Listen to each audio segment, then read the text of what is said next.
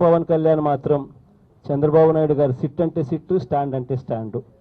ఆ పరిస్థితి నుంచి ఆయన మారాలని చెప్పి మనస్ఫూర్తిగా కూడా కోరుకుంటున్నాం.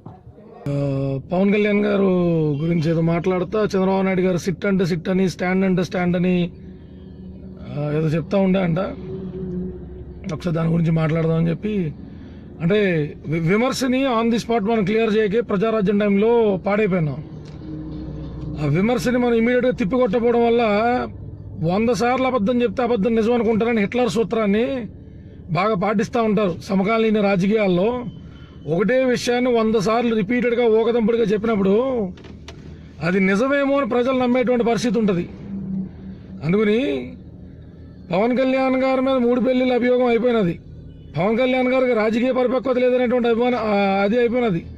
ఒంటరిగా స్టేజ్ ఎక్కి మాట్లాడుతున్నాడు, ఎవరిని కలుపుకోవట్లేదనేటువంటి అభియోగం అయిపోయినది. ఇప్పుడు కొత్త ట్రెండ్ స్టార్ట్ చేసినారు. ఆ కొత్త ట్రెండ్ ఏంటి? చంద్రబాబు నాయుడు గారు విషకౌగిల్లోనే పవన్ కళ్యాణ్ ఉన్నట్టు, ఆయన దగ్గర నుంచి ఏదో లబ్ధి పొందుతానే పవన్ కళ్యాణ్ గారు ఆయన గురించి విమర్శించినట్టు, ఇట్లా చెప్పి పవన్ కళ్యాణ్ గారి క్రెడిబిలిటీని దెబ్బతీసి ఏదో లబ్ధి పొందుతామనేటువంటి దూరంలో వైఎస్ఆర్సీపీ పోతున్నది.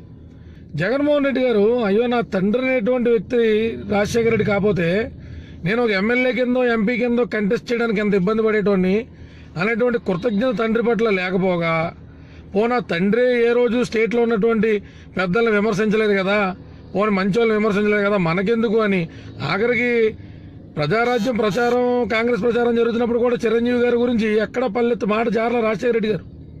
అట్లాంటిది పాపం జగన్మోహన్ రెడ్డికి ఏడ నుంచి వచ్చిందో ఈ మాయదార రోగం నాకేదో తెలియదు. కానీ సీఎం అవుతాననేటువంటి ఆ అపోహలో, ఆ కోరికలో పోని కొట్టుమిట్టాడుతూ మానేసి ఇతరుల మీద బురద చల్లడమే పనిగా పెట్టుకున్నాడు ఆయన. చిరంజీవి గారు, పవన్ కళ్యాణ్ గారు ఎవరికి విషకౌగిల్లోనూ ఉండాల్సిన దౌర్భాగ్య స్థితి అయితే లేదన్న. ఎందుకంటే ఖాళీ ఈస్ట్ వెస్ట్ గోదావరిలోనే మొన్న పోరాపాటిని కూడా నీకు ఒక్క సీటు కూడా రాకుండా చేసినారు.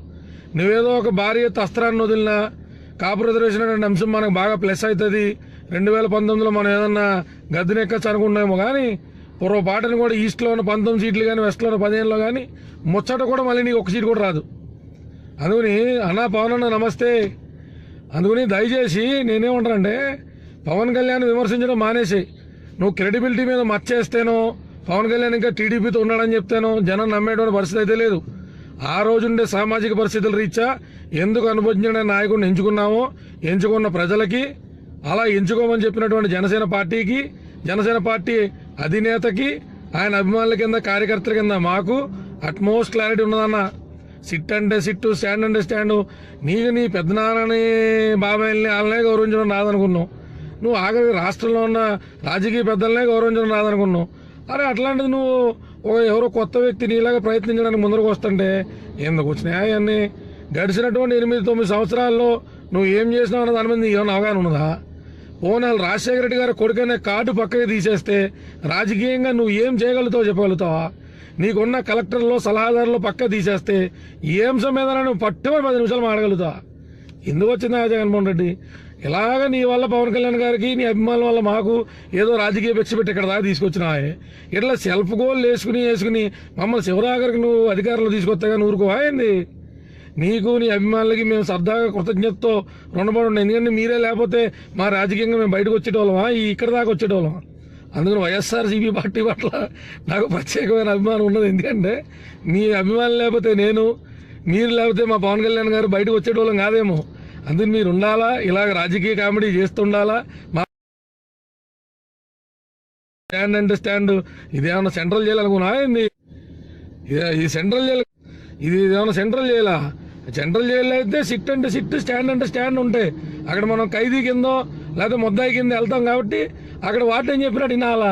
ఇక్కడ మాకా కర్మాగత్యమేం పట్టినదిలే. కానీ జగన్మోహన్ రెడ్డి గారు తప్పేం లేదు. ఎందుకంటే సుదీర్ఘకాలం జైల్లో ఉన్నప్పుడు అక్కడ అలవాట్లు మనం మర్చిపోలేం బయటకు వచ్చిన. అది వీ కెన్ అండర్స్టాండ్. అందుకు దయచేసి మీ పని మీరు చేసుకుంటా పోండి, మా పని మేము చేసుకుంటూ వెళ్తాం. విమర్శల దాకా వచ్చి మళ్ళీ మమ్మల్ని పెద్దవాళ్ళు చేసే ప్రయత్నం అయితే వేస్ట్, వృధా. మీరు అట్లాంటి ప్రయత్నం అయితే చేయొద్దు.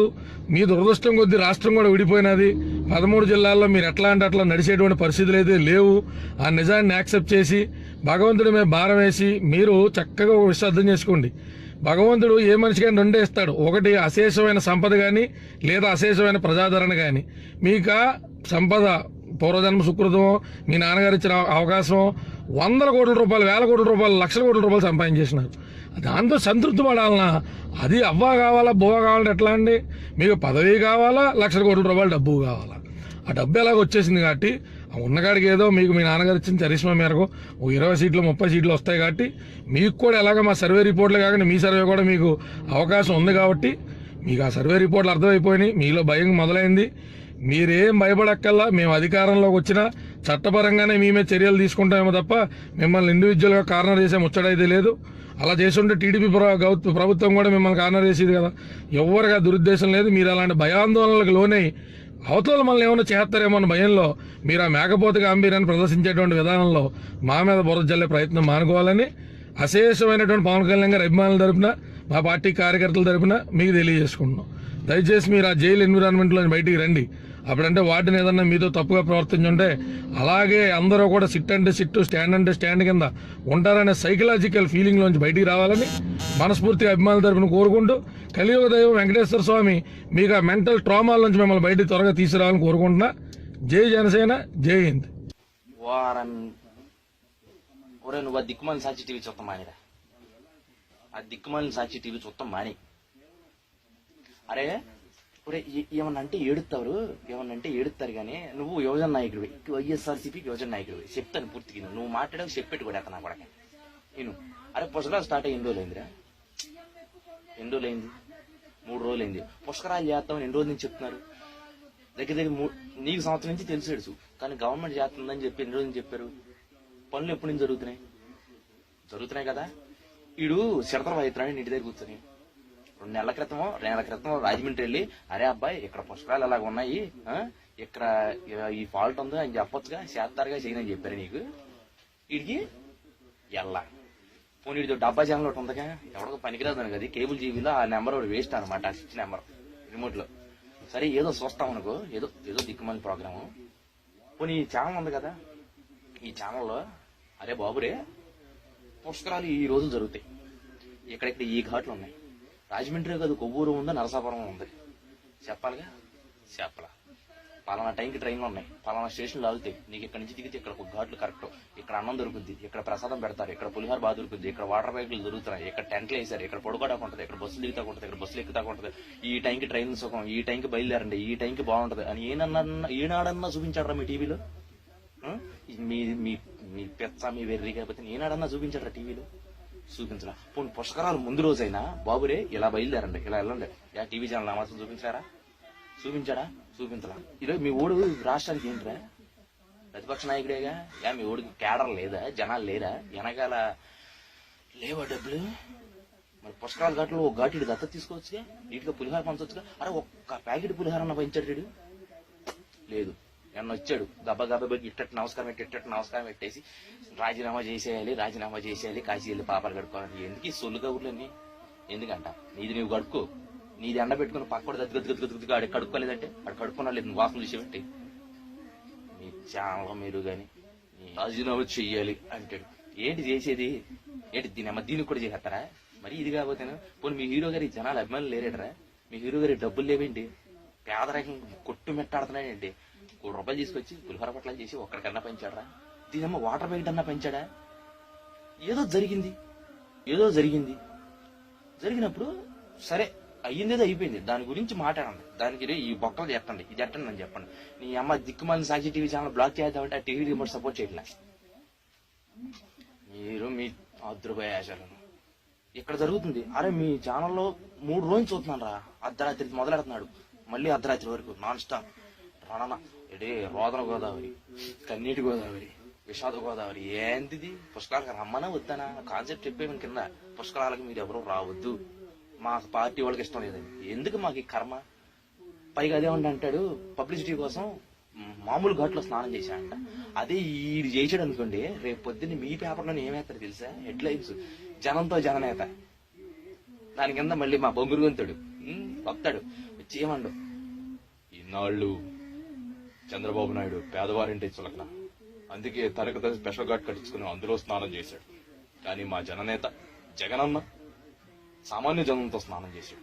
ఎలా చెబుతాడు కదా, అది సామాన్య జనంతో స్నానం చేశాడు. దీన్ని మళ్ళీ రాత్రి పగలు సిడీలు అరిగిపోవేమో నీ అమ్మ.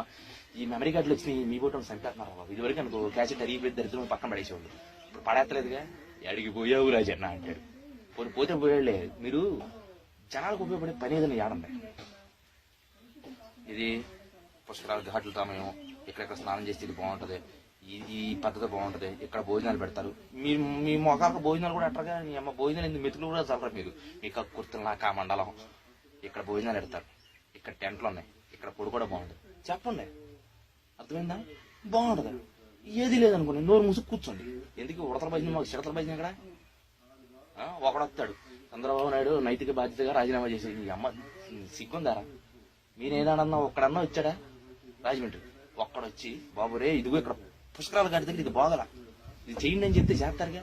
రాజీనామా చేసి మీరు సంక వచ్చేద్దరు కంట. మీ నాయకుని వచ్చేది ఎక్కేమంట. ఏ అమ్మ ఆడు దేశానికి దరిద్రంగా తయారయ్యాడు రావు. మీ ఊళ్ళో వచ్చి ఎక్కేమంట. ఏ మాట్లాడలేదే? అలవాటే కదా మీకు అడ్డగొల్దానంగా పడిపోవడం. నాకు రాజకీయంగా ఏమీ లేదు కానీ కూరుకుంటున్నాను కానీ రే, లేకపోతే గంటకోసారి గడిగేది మేము.